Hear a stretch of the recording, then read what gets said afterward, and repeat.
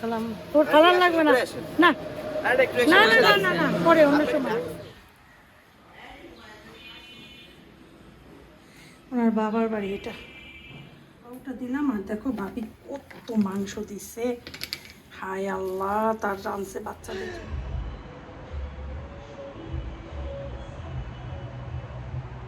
মানুষ আছে বুঝছেন, এতক্ষণ তো আমি কান্না করছি, আপনারা দেখছেন। এখন একটা কথা বলি।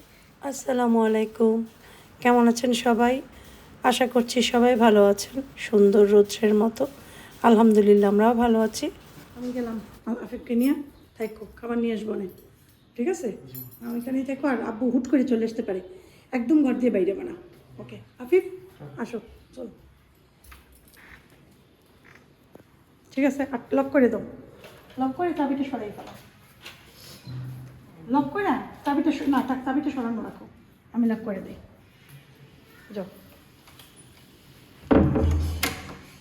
এই আর কি, আফিফ যাবে আফিফের ফ্রেন্ডের বাসা। আজকে আফিফকে দাওয়াত দিছে দুপুরবেলা। এখন বাজে দুপুর একটা, মানে একটার একটু বেশি বাজে। তো আমরা গোসল টোসল করে তারপর রেডি হয়েছি, ওকে নামাই দিয়ে আসবো। ও বাসা চেনে না, আর বাসাটা একটু দূরে। আমি ওকে, ওর ফ্রেন্ডও চেনে না, সেও যাবে, কিন্তু একা আমি, হ্যাঁ ওকে একসাথে পাঠাইনি, যেহেতু দুজনই চেনে না বাসা। আর আমি সবসময় আমার ছেলেকে দিয়েই আসি। যাই হোক, কাছে হইলে ও নিজে যায় ব্যবস্থা করে, কিন্তু দূরে তো, একটু দূরে, এই জন্য যাব।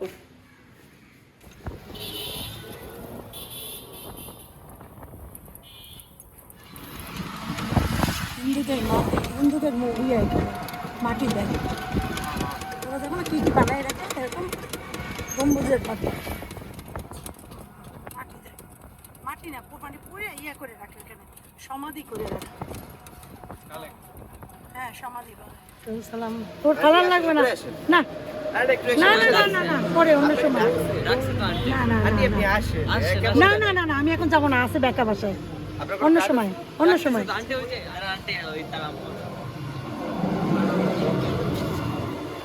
বাসাটা তো অনেক সুন্দর, সিনচাম কি সুন্দর। এটা মানে জাম গাছ, এটা জাম গাছ, অনেক সুন্দর। হ্যাঁ, ভাবিরে আর না করতেই পারলাম না, জোর করে তার বাসায় নিয়ে গেল। এটা হয়েছে তার বাবার বাড়ি। তো ভাবির হাজব্যান্ড মারা গেছে রিয়াদে। তো ভাবির হাজব্যান্ডের সাথে আমার হাজব্যান্ডের খুব, মানে খুব জানাশোনা পরিচিত ছিল। আমাদের বাসায় আসছেও বেশ কয়েকবার। আফিফকে খুব আদর করতো ছোটোবেলায়, যেহেতু ভাবির ইয়া ছিল না, কি জানি ভাবির ছেলেও ওই আফিফের একই সাথে একই ক্লাসে, তো ওই জন্য আফিফকে খুব আদর করতো, নিজের ছেলেটাকে খুব মিস করতো মনে হয়। যাই হোক, ভাবি জোর করে আমাকে খাওয়াবি খাবার। আমি বলছি না ভাবি, আমার বড় ছেলে খায় নাই, এখন আমি খাবো না। এত রিকোয়েস্ট করছে, এত করছে। তো শেষে আমি বলছি ভাবি আমাকে পানি খাওয়ান এক গ্লাস, তাইলেই হবে। পরে আমাকে আইসক্রিম দিল, এখন খেতেই হবে। তারপর এখান থেকে একটু আইসক্রিম খেলাম। খাওয়ার পরে তারপরে আমি বাসায় আসবো, আমাকে জোর করে এক বাটি মাংস, গরম মাংস বক্সে ভরে দিয়ে দিছে, আসেফের জন্য নিয়ে যান ভাবি, এই যে আসেফ খাবে। এরপর আমি একাই বাসায় রওনা দিছি, আফিফ তো এখানে। পথে জাম পেলাম, ভাবলাম যে আসেফের আব্বুর জন্য একটু জাম কিনে নিয়ে যাই, ডায়াবেটিসের জন্য জাম অনেক ভালো, সেজন্য পথ থেকে একটু জাম কিনলাম। এরপরে যে বাসার দিকে যাচ্ছি, অক্সফোর্ড মিশন রোডের ভিতরে ঢুকে গেলাম। এখন বাসায় যেয়ে আসিফকে আবার খাবার দিব। এক গ্লাস পানি খেলাম। বাবা জাম নিয়ে আসছি, দেখি জাম বিক্রি করে ঠেলায়, এক ঠেলা জাম, মোটা মোটা বড় বড়, দেখলে কি ভাল লাগে, পরানটা জুড়ে যায়। আসিফ সাউন্ড জুড়ে সাউন্ড দিয়ে গান শুনতেছে, আর আমি তো যে ভয়েস দেবো তাও মানে ভয়েসটা কেটে দিলাম, কারণ নয়তো দেখা যাবে যে ভয়েসের জন্য ঝামেলা হয়ে যাবে, সেই জন্য। যাই হোক, জাম জাম আছে আসিফের আব্বুর জন্য, একটু খুলে ফ্রিজে রেখে দেবো, আসিফের আব্বু খাবে। মোটা মোটা জামগুলা, এই বছর আসলে জামও খেলাম ভালোভাবে, ভালো জাম পেয়েছি, খেতেও পারছি মাশাআল্লাহ আলহামদুলিল্লাহ। খুব শান্তি লাগে আসলে দেশি ফল দেখলেও, অনেক সুন্দর। তো আসিফের আব্বু যেহেতু জাম খাওয়া খুব ভালো, ডায়াবেটিসদের জন্য জাম খাওয়া বেস্ট। জামের বিচি, হ্যাঁ একটা ভিউয়ার্স আপু বলেছিল জামের বিচি গুঁড়া করে পাউডারটা খেলেও ডায়াবেটিস একদম নিয়ন্ত্রণে থাকে।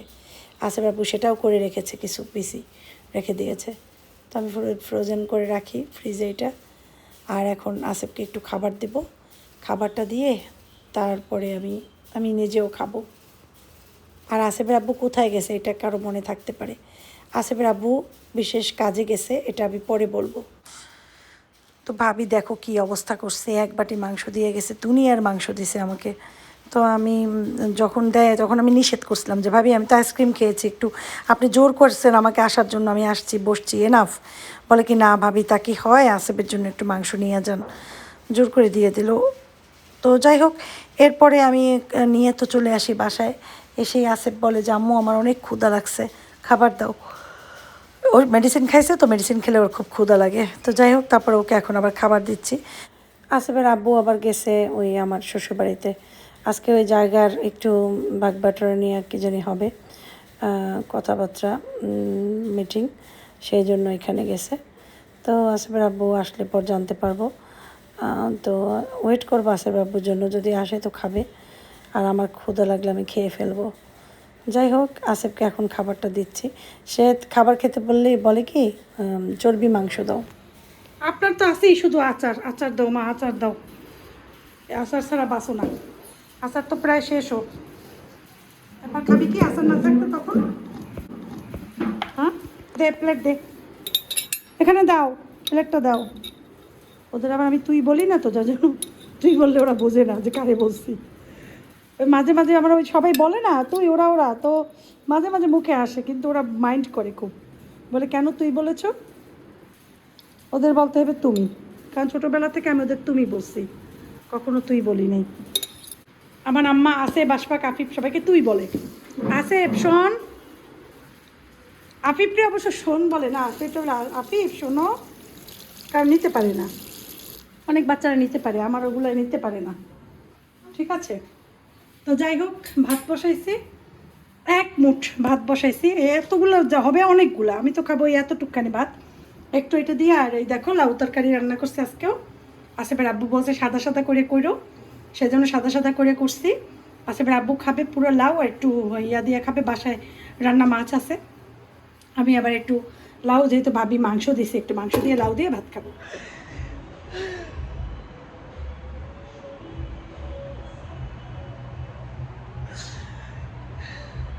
খারাপ মানুষ চারো দিক দিয়ে জিততে যায়, চারো দিক দিয়ে তাদের জয় হয়, ভালো মানুষের কোনোদিনও জয় হয় না। আজকে তার আর একটা প্রমাণ, জলজান্ত প্রমাণ। গেলাম, আল্লাহ আমাদের এই জায়গাও ঠকাইয়া দিল। এই জায়গার বাবদ বাবদ সমস্ত টাকা পয়সা খাইছে, আত্মসাৎ করছে।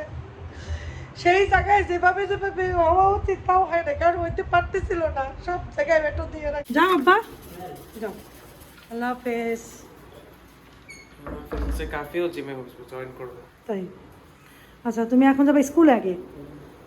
তো আফিফ খাওয়া দাওয়ার পর বেশি দেরি করে নাই, 3:30টার ভিতর, 3:30 আসছো তুমি না 4টায়?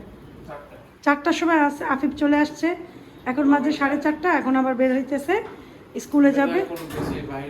হ্যাঁ স্কুল যাবে, স্কুল থেকে জিমে যাবে, ডাইরেক্ট জিমে। তাহলে তুমি বিস্কুট কিনে নিও একটা, বিস্কুট কিনো খাইও, কারণ এত টাইম খালি পেটে থাকা ঠিক না। হ্যাঁ ঠিক আছে, ওই যে বিস্কুটটা খাও, ওইটা কিনে নিও, চকলেট বিস্কুট। ওই জন্যই ওই টাকাটা ভাঙাইতে পারবা না, তাড়াতাড়ি যাও। হ্যাঁ হ্যাঁ যাও, তাড়াতাড়ি করে যাও, আর নামাজে ঢুকে গেলে দরজা দোকান বন্ধ করে দেবে।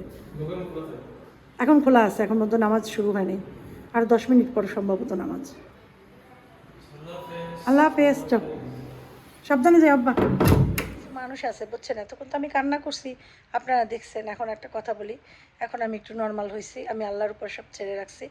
কিছু মানুষ হয়েছে, এরা নিজেদের লাইফে কখনো সুখী না, এরা কোনো কিছু পায় নাই, সফল হইতে পারে না, না ফ্যামিলি পাইছে ঠিক মতো, সফল হইতে পারছে ফ্যামিলি দিয়া, না কিছু দিয়া, কিন্তু এরা না সারাক্ষণ মানুষের পেছনে লেগে থাকে। আর কার কোথার কি খবর, সে খবর রাউটারের মতো, মানে জাসুসের মতো পৌঁছে যায় জায়গায় জায়গায়। এইটা হয়েছে এদের অভ্যাস, এদের অভ্যাস জীবনেও চেঞ্জ হবে না। আর যাদের কাছে পৌঁছায় তারা সেই রাউটার মানে জাসুসের কথাই বিশ্বাস করে, অথচ একবার নিজেরা চেক করে দেখে না। আমি কতখানি কষ্ট পাইছি আমার আল্লাহ জানে, আমার আল্লাহ জানে। আমার এক ভাবি সৌদি আরব থেকে আসছে, উনি উনি আমাকে ঈদের অনেক আগে ফোন দিছিল। ওই আপুটার গল্প শোনার পর মনে হয়েছে আমারটা কিচ্ছু না, তার গল্প শুনা যে আসলেই যারা প্রবাসে থাকেন তাদের এই ভাই বোন, এই জানোয়ারের বাচ্চাগুলো যে কত ক্ষতি তাদের করেন, এইটা ওনার উনি যখন বসে আমি রীতিমতো কাঁদছি। ওনার ঢাকায় 2টা বাড়ি, ওনার হাজব্যান্ড 2টা ফ্ল্যাট কিনছে, ভাইয়েরকে টাকা পাঠাইছে, ভাই কিনছে, ভাই নিজের নামে কিনছে, আর সে ফ্ল্যাটে থাকতে পারে নাই। ওনার দেশে 4-5টা দোকান করছে ওনার বাপে, মানে শ্বশুরে, ওনার জামাই টাকা দিছে, ও তার বাপে করছে। তারপরে সে দলিলও আছে, কিন্তু সে যখন আসতেছে দলিলও পায় নাই, সব উল্টাপাল্টা করে ফেলাইছে, তারে বাইর করে দিয়েছে সেই গ্রাম থেকে। তারপরে সে ঢাকায় এসে তার থাকার জায়গা নাই, সে যে কত কষ্ট পাইছে। এখন যে আছে ঢাকায়, তার স্বামী মারা গেছে, 1 বছর হয় নাই, সে বাংলাদেশে চলে আসছে বাড়িঘরগুলো গুছানোর জন্য, এসে দেখে যে তার কিচ্ছু নাই।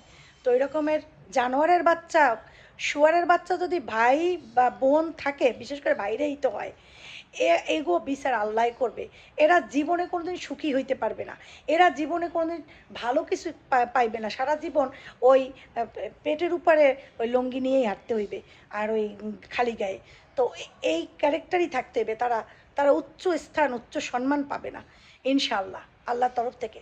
তো ওই মহিলার কথা, ওই আপুটার কথা শুই না আমি কাঁদছি। আপু বলে, আপনি কাঁদেন কেন আপু? আমি বলছি, আপনার কথা শুই না আমার মনে হয়েছে আমার জীবনটা তাহলে আপনার থেকে অন্তত অনেক ভালো। আমি যেহেতু কষ্ট পাইতেছি তাও মনে হয়, কারণ মহিলার একটা থাকার জায়গা নাই, মহিলার কেউ নাই দুনিয়াতে, মহিলা এখন কোথায় থাকবে, কি করবে, ওইটা চিন্তা করে আমি বলি আলহামদুলিল্লাহ, আল্লাহ অনেক ভালো রাখছে। তো এরকম অনেক প্রবাসী যন্ত্রণায় ভোগেন, এবং এই সব শয়তানদের সাথে যারা আবার না, যারা আবার দলে ভারী হয়, এগুলো হয়েছে সবচাইতে। আবার শয়তানদের আমার কথা হয়েছে, আমি বসে আপু যদি কোনোদিন দরকার হয় আমাকে আপনার উপকারের জন্য আমাকে জানাইবেন, আমি উপকারে হাজির। আমি সারা বিশ্বের মানুষের জন্য, বাঙালি মানুষের জন্য, সবার উপকারের জন্য আমি হাজির। কারণ আমি দেখছি বিপদের সময় দুনিয়ার সবাই প্রলয়, আমাদের সময় আমরা টের পাইছি যে আমি কান্না করছি কী কারণে, এটা পরে বলবো। আর কিছু আপন মানুষ মনে করছিলাম যাদের, যে আমাদের এই সময় আমাদের কাছে থাকবে, কিন্তু তারা থাকে নাই। এখন ভাবছি যে আসলে আপন বলতে দুনিয়াতে কেউ নেই এক আল্লাহ ছাড়া, এটা ভাবছি। কিন্তু আল্লাহ কিছু মানুষকে সৃষ্টি করছেন যারা মানুষের বিপদে একদম ঢালের মতো যে দাঁড়াইবে একদম সামনে, যারা ভয় পাবে না, হ্যাঁ, যারা এটা চিন্তা করবে না আমি এটা করব পরে যদি আমার ক্ষতি করে, বা আমি এটা করব যদি আমার এইটা হয়, যদি অমুক হয় সমুক হয়, এই ভয় যারা পায় না, তার ভিতরে আমি একজন। আমি একদম গ্যারেন্টি, 100% গ্যারেন্টি দিয়ে বলতে পারবো। আমার সামনে আমি যদি দেখি কোনো নিরপরাধী মানুষকে কেউ ঠাসতেছে, মন্দ করতেছে, এই করতেছে সেই, আমি সাথে সাথে উঠে পড়ে লেগে যাই একদম, মানে পুরো দমে মুখ দিয়ে তো বলতে থাকি সব কিছু, যা মন চায় তাকে বাঁচানোর জন্য যা যা করা লাগে আমি সব করি।